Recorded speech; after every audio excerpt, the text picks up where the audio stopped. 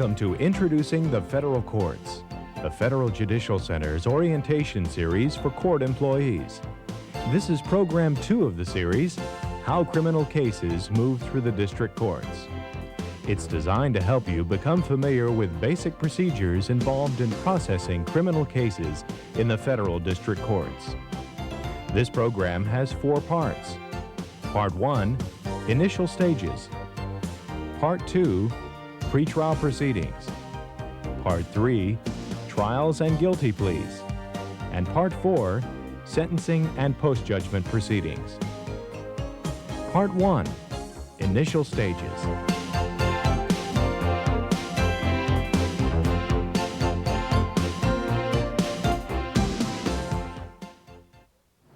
Hello, I'm Bruce Clark. Welcome to your new job and to the federal courts. I'm standing here in the clerk's office for our district court. The clerk's office plays a vital role in the processing of criminal cases through the federal courts.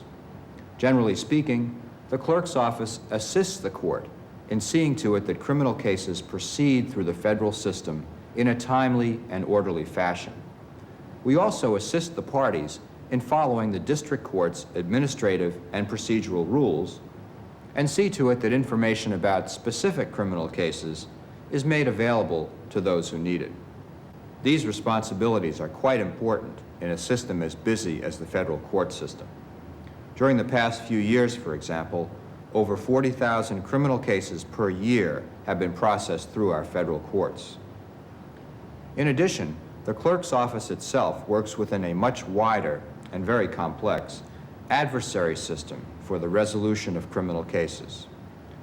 In order to perform your job in the clerk's office effectively, you'll have to become familiar with how that adversary system works and with terms commonly used by the people who work in it. Let me show you what I mean.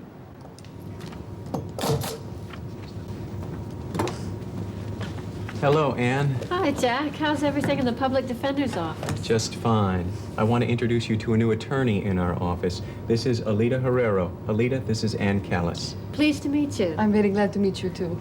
I wanted to introduce Alita to you and also have her see how the clerk's office is set up. So I was wondering if I could take a look at the file of one of my cases, United States versus Clark.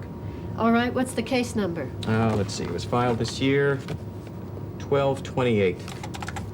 It should be a pretty thick file. I filed 2 suppression motions in the case. Has your client been indicted by the grand jury? He sure has.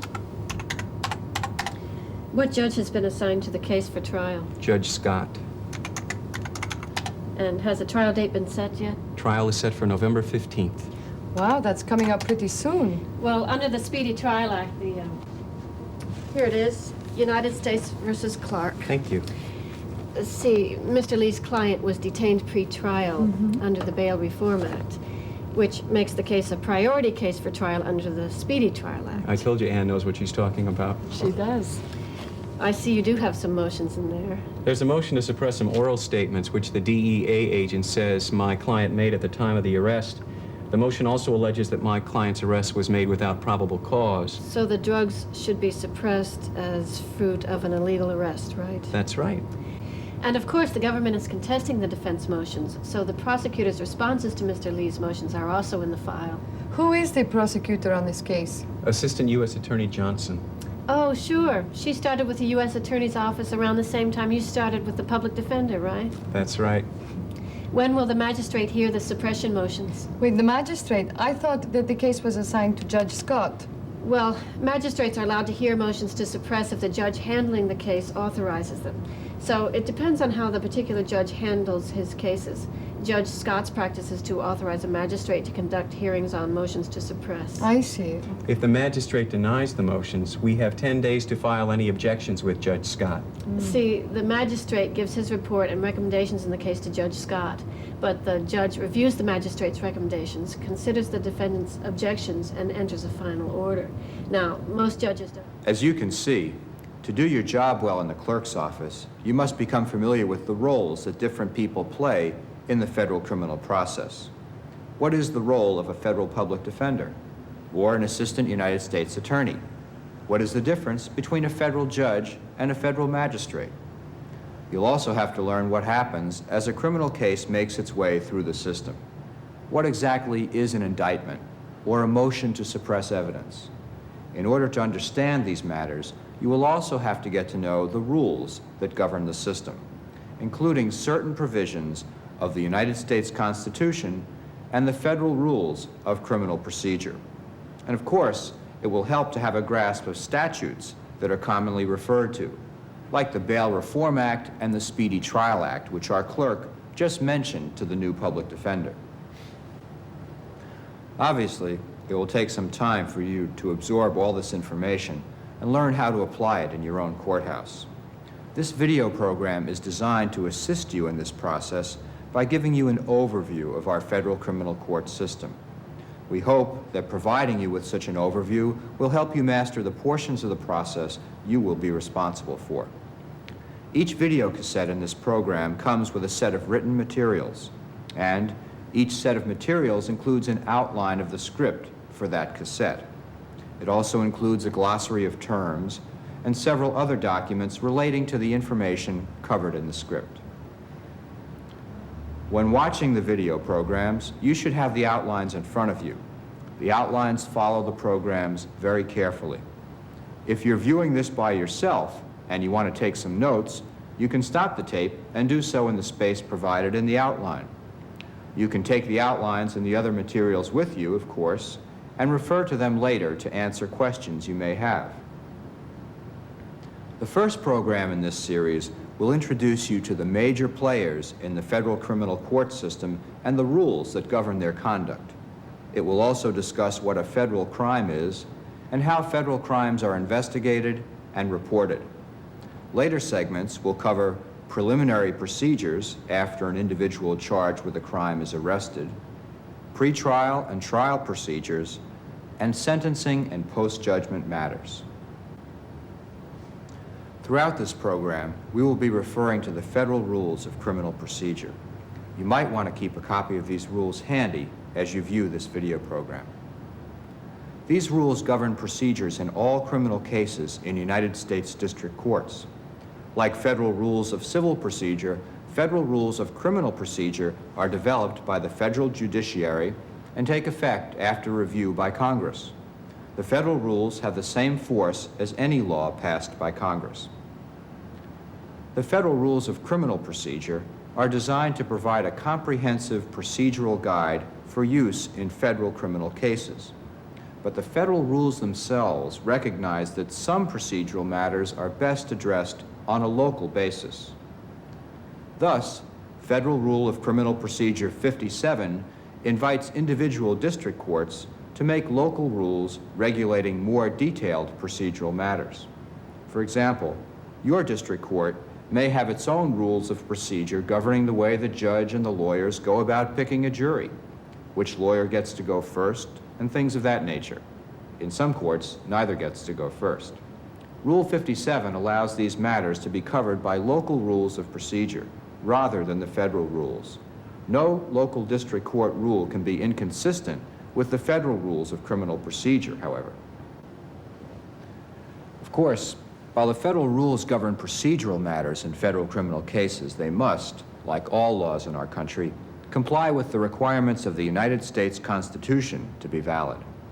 When the federal government accuses a person of committing a crime, that person is guaranteed certain rights under the Constitution.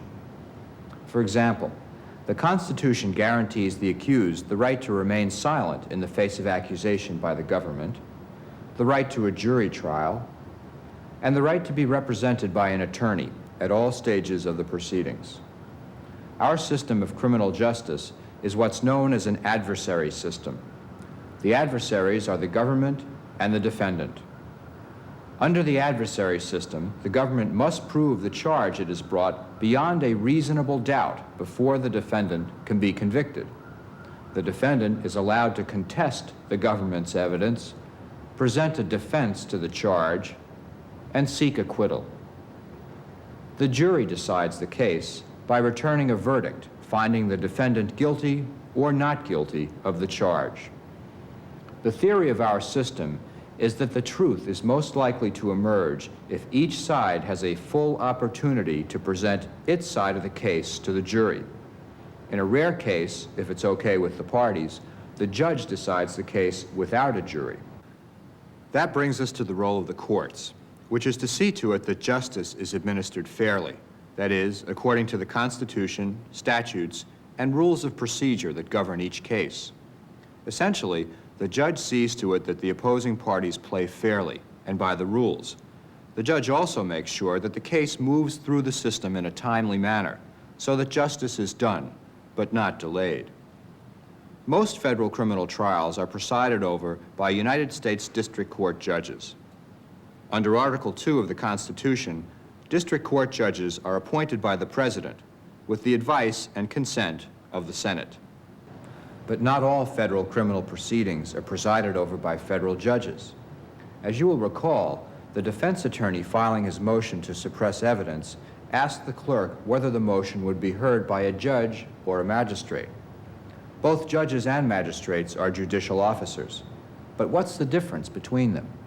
The basic differences are these. Judges are appointed by the President. They may hold their offices for life, and Congress may not reduce their pay. The Constitution includes these requirements so that judges will not be afraid of losing office or their salary for making unpopular decisions. By contrast, United States magistrates are judicial officers appointed by the judges of each United States District Court to help judges do their jobs. They serve an 8-year term. There are full-time and part-time magistrates, and they perform a variety of tasks in civil and criminal cases. District courts can vary considerably in the ways in which they use magistrates. In criminal cases, magistrates are authorized by law to issue search warrants and arrest warrants, issue orders releasing or detaining defendants prior to trial, conduct trials of misdemeanors, that is, criminal offenses punishable by 1 year or less in prison, and conduct many other procedures under the federal rules of criminal procedure. In other words, Congress has listed a range of things that magistrates may do, but it's up to each district court to decide which things they'll do in that particular district. Magistrates can conduct misdemeanor trials with the consent of the defendant, but only federal judges may conduct trials of more serious criminal cases called felonies. Felony offenses carry a potential penalty of more than 1 year in prison, and only federal judges have the power to make final decisions on such crucial pretrial motions as motions to suppress evidence or motions to dismiss the case. While judges may conduct hearings on such important motions, they often assign magistrates to do so. When authorized to do so, the magistrate conducts the hearing on the motion to suppress or dismiss, and then submits a set of proposed findings of fact and recommendations to the judge. This set of proposed findings is commonly referred to as the magistrate's report and recommendations, or R&Rs.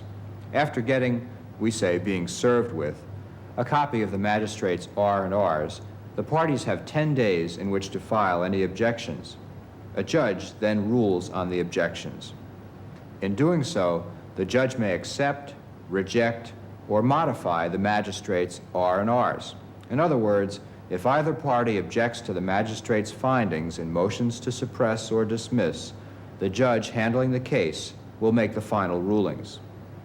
So there are some limitations on the tasks that magistrates are allowed to perform in criminal cases.